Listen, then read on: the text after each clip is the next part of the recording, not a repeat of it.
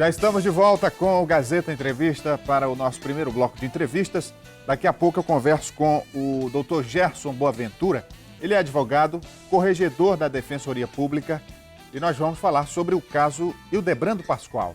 O preso conseguiu a progressão do regime para o semiaberto, mas numa decisão de segunda instância o benefício foi suspenso. E a Defensoria Pública, a pedido do preso, indicou um advogado para defendê-lo. E nós vamos falar desse tema já já. Deixa eu só dar um recado aqui antes, para você que quer ganhar um carro 0 km. Olha, participe da promoção da Recol Pharma e do Barriga Verde. Essa super novidade, a promoção do carrão.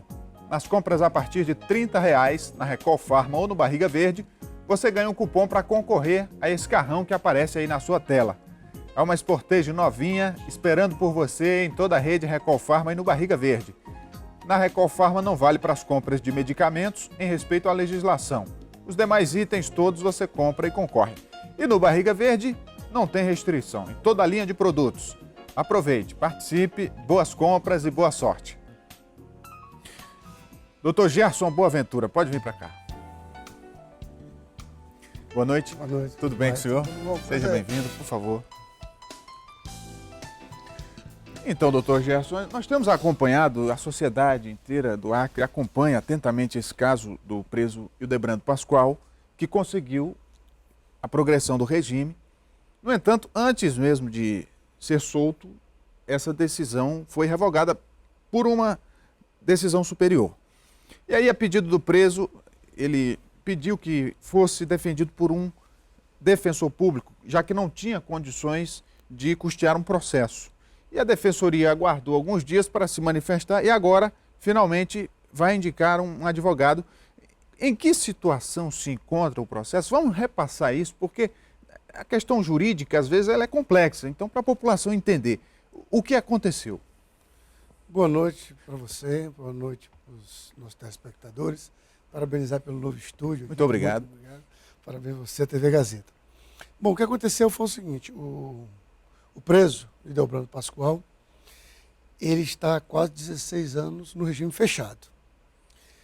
E considerando esse tempo, mais o tempo que ele tem trabalhado, que ele já trabalhou, né? Agora ele está muito doente, não consegue mais trabalhar, mas o tempo que ele trabalhou, a juíza, né, dentro da legalidade, entendeu que ele já tinha direito a passar por um regime semiaberto, que é o regime mais brando. E mesmo contra o parecer do Ministério Público, que entendia que ele não teria esse direito, a doutora Luana, ela progrediu Hildebrando Pascoal para o regime semiaberto, que é aquele regime que você passa o dia em casa, né? Passa o dia em casa, trabalhando, e à noite teria que se recolher. Eu não sei bem, com detalhes, quais seriam as condições que ela impôs para ele. Nós temos imagens aí do preso, que É visível a são imagens física, recentes, né? e já se percebe que há uma debilidade física, né? É visível a limitação física. Eu não sei quais foram as condições que ela impôs nesse regime semiaberto. Se ela ia permitir que ele ficasse o tempo todo em casa, com tornozeleira, eu não sei o que ela ia fazer. Detalhes realmente eu não sei. Mas ele ia passar por um regime mais brando. Mas prossiga, então. Quando, para surpresa, principalmente do preso da família, o Ministério Público entrou com mandado de segurança, impetrou um MS, que foi deferido liminarmente pelo desembargador. Aí eu já lhe pergunto, esse mandado de segurança cabia na situação? Porque eu vi juristas renomados dizendo que absolutamente não cabia esse recurso. Falando juridicamente, não. Não cabia. Porque não cabe mandado de segurança contra decisão de juiz. Contra decisão judicial, cabe um recurso. E o mandado de segurança, tecnicamente, então aí não é um recurso. Já se tem o primeiro equívoco, digamos assim. A Defensoria Pública entende que sim. A Defensoria Pública entende que não era possível mandar de segurança contra uma decisão judicial. Ao se questionar isso, vai se questionar o direito do preso ou o recurso que não cabe? Bom, ou as duas coisas? O direito do preso me parece que está muito claro, né? Porque a própria juíza já considerou isso. Quando ela faz isso, ela faz com base em um RAP, né? Considerando o comportamento, o tempo de prisão, o tempo de remissão, que é o tempo que ele trabalhou. Isso me parece que é um pouco relativamente tranquilo. O que se questiona é se ele teria condições psicológicas, se ele não seria um preso violento para voltar, se ele já teria, né, se libertar de algumas peias que ele, em tese, alguns entendem que ele teria.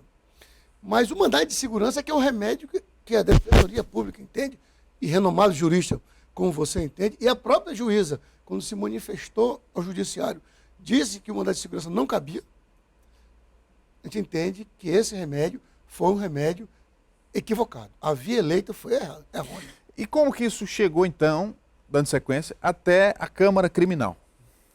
Não, porque o MS foi no plantão, o desembargador que estava de plantão. E deu uma decisão monocrática, MS, mas aí agora a Câmara Criminal é quem... É que vai julgar o MS, que isso aí é realmente correto. O MS tem que ser julgado. Porque a defesa de Hildebrando também recorreu ao STJ, né?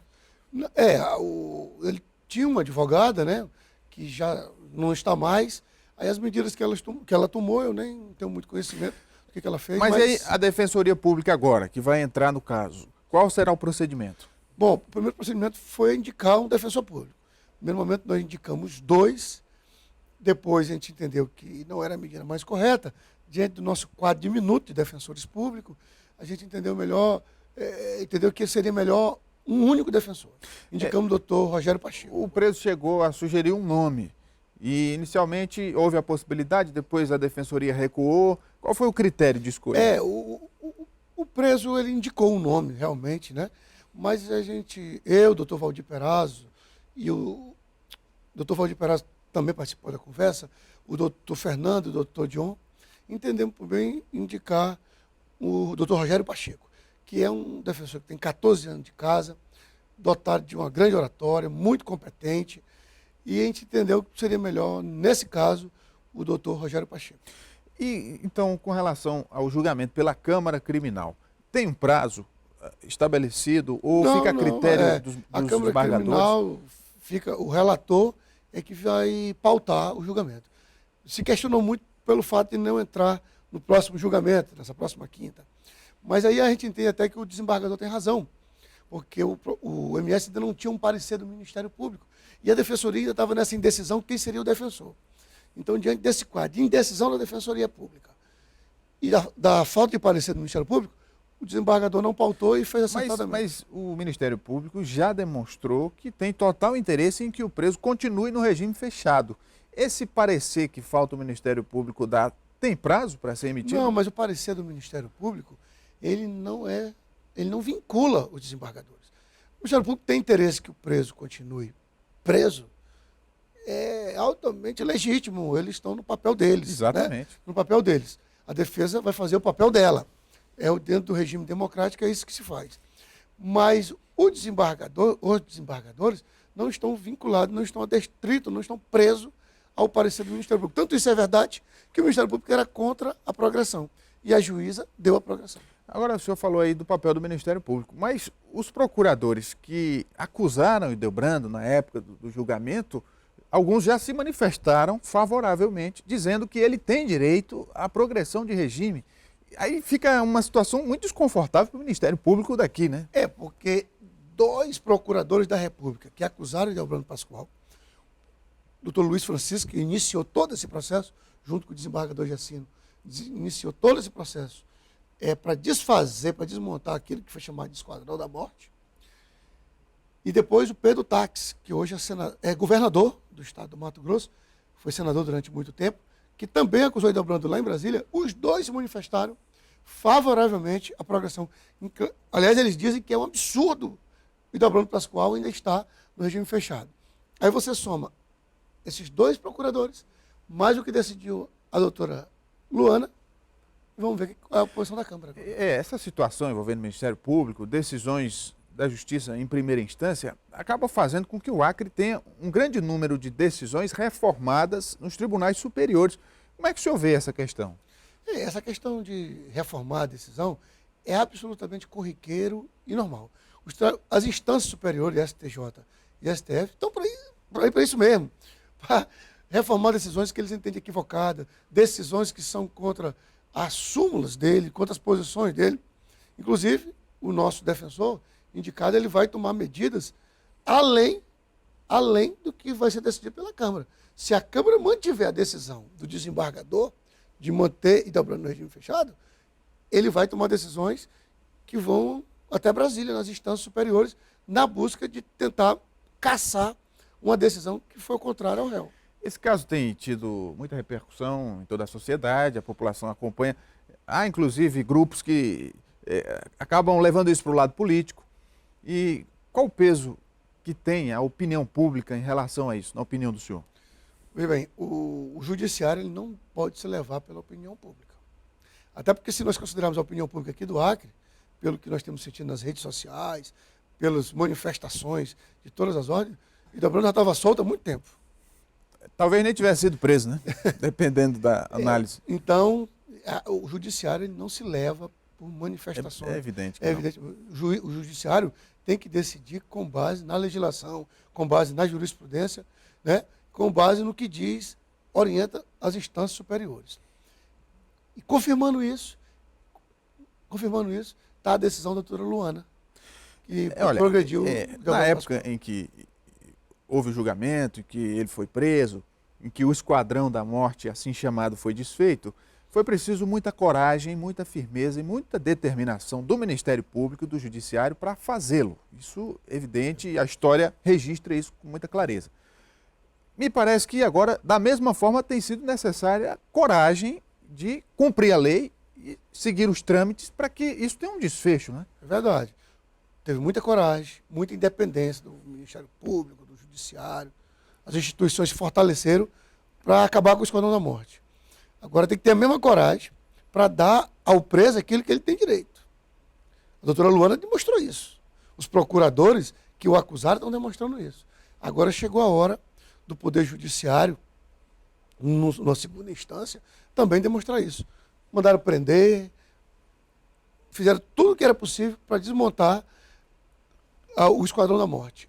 Agora é a hora de dar a cada um que tem direito. O sujeito errou, pagou pelo seu erro, se ele tem o direito de progredir, tem que ser dado isso.